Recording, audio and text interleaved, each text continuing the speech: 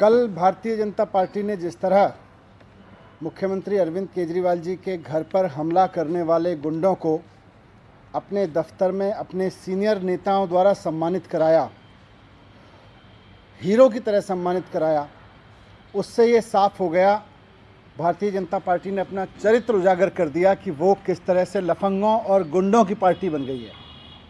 किस तरह से पूरे देश में अब एक ही संदेश है भारतीय जनता पार्टी की तरफ से कि अगर आप सड़क पे लफंगाई करते हैं, लुच्चे हैं, गुंडे हैं, बदमाश हैं, बलात्कार करते हैं, तो आप आइए, भारतीय जनता पार्टी में आपका स्वागत है। भारतीय जनता पार्टी गुंडई करने पे, लफंगाई करने पे, लोगों के साथ मारपीट करने पे ना सिर्फ आपको प्रोटेक्ट करेगी बल्कि अपने दफ्तर में अपने नेताओं से आपका स्वागत भी कराएगी, आपको हीरो की तरह सम्मानित भी कराएगी। ये भारतीय जनता पार्टी का चरित्र अब हो गया है। और कल जिस तरह से बीजेपी ने मुख्यमंत्री के घर पे हमला करने वाले लोगों को सम्मानित किया, उनको हीरो बना के पेश किया, इसका मतलब आज भारतीय जनता पार्टी पूरी तरह से मान चुकी है कि उसके हीरो, उसके नायक इस देश के स्वतंत्रता सेनानी नहीं हैं, इस देश के पढ़े लिखे लोग, इस देश के लिए जान देने वाले शहीद सैनिक नहीं हैं। उसके नायक रास्ते में लफंगाई करने वाले गुंडे, लुच्चे, बदमाश हैं जो लोगों के घरों पे हमले करते हैं, रास्तों पे लफंगों की तरह से घूमते हैं। भारतीय जनता पार्टी ने ये एक अपना चरित्र उजागर किया है। आपको याद होगा जहां आप बैठे हैं इसी घर में थोड़े दिन पहले भारतीय जनता पार्टी के गुंडे घुस गए थे और पिछले दरवाजे से अंदर मेरी वाइफ और मेरा बेटा अकेले थे वहाँ पे हमला करने पहुँच गए थे। करीब 150-200 लोग भारतीय जनता पार्टी के गुंडे अंदर आ गए थे और भारतीय जनता पार्टी ने उसको जस्टिफाई किया था। गेट तोड़ के, सामने वाला गेट तोड़ के, यहाँ पीछे वाला गेट तोड़ के इसके अंदर आ गए थे, उसको भी भारतीय जनता पार्टी ने जस्टिफाई किया था। इसके पहले भी भारतीय जनता पार्टी, ये कोई पहली बार नहीं है कि भारतीय जनता पार्टी अपने गुंडों को, अपने इस चरित्र को उजागर कर रही है कि वो एक गुंडों की पार्टी है, बदमाशों की पार्टी है, वो लफंगों की पार्टी है। ये भारतीय जनता पार्टी बार बार उजागर करती रही है। मैं आज आपके सामने कुछ ऐसे घटनाक्रम लेकर आया हूं जिसमें भारतीय जनता पार्टी का ये चरित्र बार बार उजागर होता रहा है और मैं एक एक करके आपके सामने रखना चाहता हूं। सीएम साहब के यहाँ जो हमला हुआ उस पर मैंने जिक्र किया, मेरे घर पे जो हमला किया गया और 150-200 गुंडे भारतीय जनता पार्टी के आए और भारतीय जनता पार्टी ने ना केवल बाकायदा उनको प्रोटेक्ट किया बल्कि उनका सम्मान भी किया। इसी तरह से अभी थोड़े दिन पहले भारतीय जनता पार्टी के नेता मनोज तिवारी जी बीजेपी के कुछ गुंडों के साथ, करीब 200 गुंडों के साथ जल बोर्ड के यूजीआर में घुस गए थे, जहां लोगों के पीने का पानी जहां से सप्लाई होता है, जहां हमें, आपके और हमारे घरों के लिए पीने का पानी आता है, जहां से वो बहुत प्रोटेक्टेड एरिया होता है, बहुत सेंसिटिव एरिया है, कहीं कुछ भी गंदी चीज़ मिलाई जा सकती है, कोई भी गड़बड़ चीज़ मिलाई जा सकती है। भारतीय जनता पार्टी के नेता गुंडागिरी करते हुए अपने 200 गुंडों के साथ में मनोज तिवारी वहाँ पे घुस गए थे। उसमें कोई भारतीय जनता पार्टी ने कभी उसको गलत नहीं माना बल्कि हमेशा सही ठहराया। इसके पहले भी एक बार जल बोर्ड में झंडेवालान के दफ्तर में भारतीय जनता पार्टी के नेता और उनके गुंडे पूरी तरह से करीब 100 गुंडों के साथ में झंडेवालान के डीजेपी के हेडक्वार्टर में जाके, दिल्ली जल बोर्ड के हेडक्वार्टर में जाके हमला कर चुके हैं और वहाँ पे उन्होंने रिसेप्शन को तोड़ा, वहाँ के कंप्यूटर, प्रिंटर, वहाँ की बेंचेस को तोड़ा, वहाँ के स्टाफ पे हमला किया, वहाँ पे महिलाओं के साथ इन्होंने, भारतीय जनता पार्टी के गुंडों ने बदतमीज़ी की थी वहाँ पे। और सिर्फ दिल्ली में नहीं है, देश भर में आज भारतीय जनता पार्टी की पहचान एक गुंडों वाली पार्टी की बन गई है, लफंगों वाली पार्टी की बन गई है, बदमाशी करने वाली पार्टी की बन गई है। ये सब जगह दिखाई दे रहा है।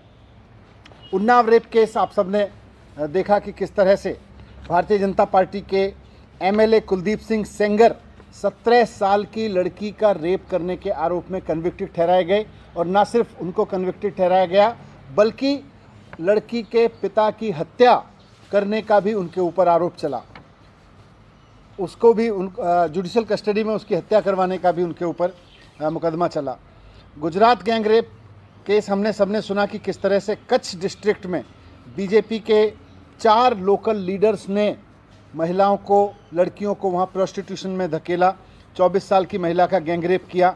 वहाँ पे बाकायदा इन सब के खिलाफ नामदर्ज एफआईआर हो चुकी है इस मामले में भी, जहाँ गुजरात में कच्छ का जो बीजेपी के नेताओं ने गैंग रेप किया था।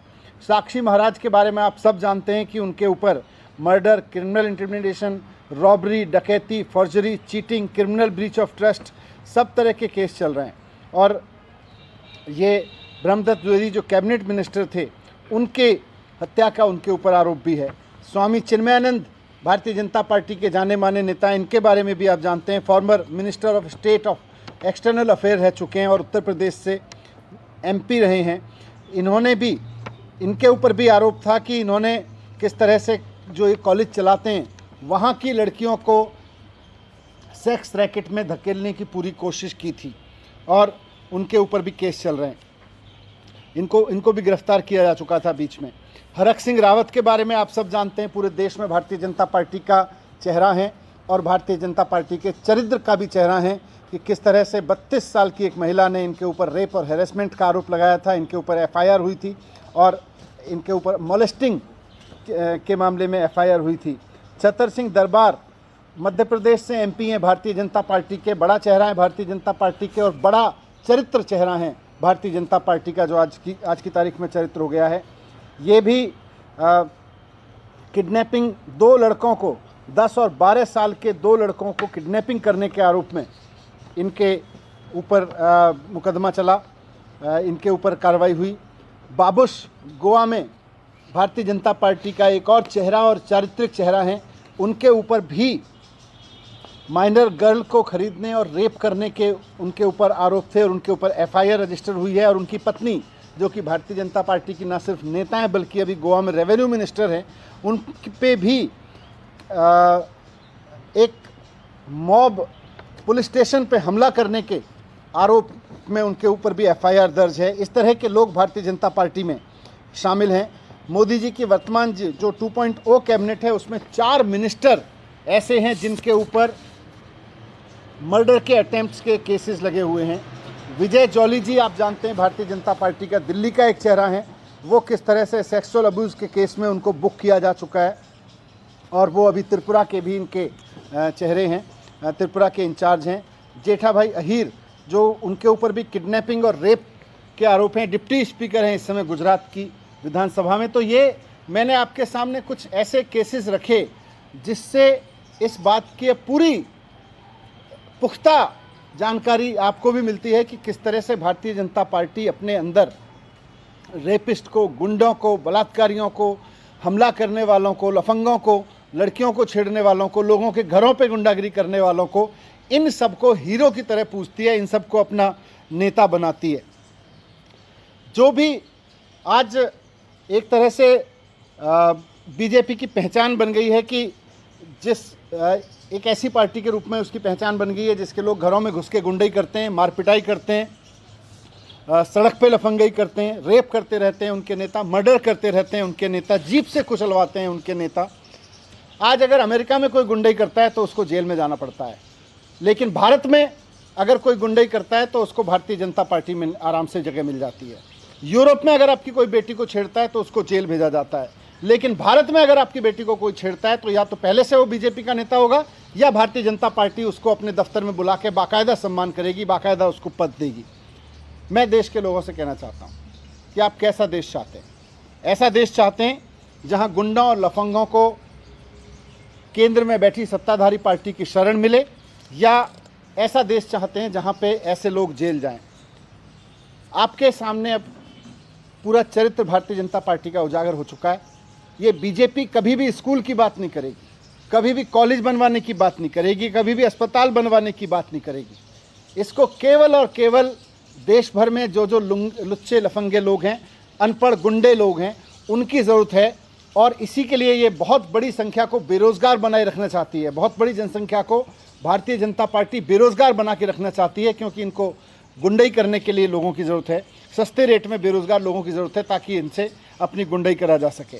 मैं देश के सामने ये भी कहना चाहता हूँ कि आपके सामने आम आदमी पार्टी आज एक विकल्प के रूप में है, जो ईमानदार लोगों की पार्टी है, पढ़े लिखे लोगों की पार्टी है, देशभक्त लोगों की पार्टी है, जो स्कूल अस्पताल बना के आपके अपने बच्चों को एक पढ़ा लिखे होने का भविष्य देने वाली पार्टी है, जो रोज़गार ले सकें।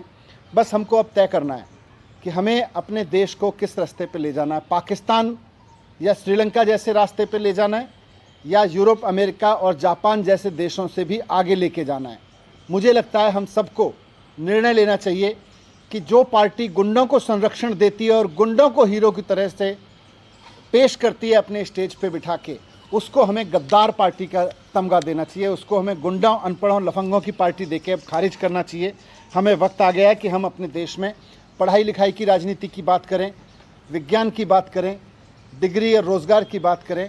हम इस तरह की गुंडई और लफंगई की राजनीति को बहिष्कार करें। Thank you. ये मामला पहले से कोर्ट में है क्योंकि मुस्लिम के घर पे चोट पड़ी थी, क्या आप लोग इस मामले में फिर से अपील करेंगे कि इस तरह से नहीं, कोर्ट तो माननीय अदालत तो उसमें संज्ञान ले ही रही है, इसीलिए उन्होंने सबसे पूछा है। लेकिन इस सब के बीच में जिस तरह से भारतीय जनता पार्टी उनको हीरो की तरह पेश कर रही है, तो इससे सारी चीज़ें, इसीलिए मैंने सारा घटनाक्रम आपके पास रखा कि किस तरह से हमेशा भारतीय जनता पार्टी ने अपने अंदर गुंडों का समावेश किया है, अनपढ़ लोगों का, लफंगों का समावेश किया है। जब जब उन्होंने लफंगई, गुंडई, किसी के घर पे जाके मारपीट, सड़क पे मारपीट की है, हमेशा उनको सम्मानित किया है। इसी तरह का देश भारतीय जनता पार्टी आज खड़ा कर रही है। बीजेपी बार-बार कह रही है कि उसकी हिंदूवादी भावनाओं को ठेस पहुंचाएगी, उसका एक तर्क दिया जा रहा है बीजेपी नेताओं की। किसी के घर में गुंडों की तरह घुसना, मेरे घर में गुंडों की तरह, इतने सारे केस मैंने आपके समय रखे। ये किसकी भावनाओं को, लड़कियों का बलात्कार किसकी भावनाओं को ठेस पहुंचाता है? इनके लोगों के ऊपर आरोप लगते हैं कि ये कॉलेज के नाम पे चलाते हैं तो वहाँ की स्टूडेंट्स को सेक्स रैकेट चलाने के लिए फोर्स करते हैं। किसकी भावनाओं को ठेस पहुंचाने की बात करते हैं भारतीय जनता पार्टी वाले? इनको शर्म आनी चाहिए कि ये इस तरह के बहाने लेते हैं।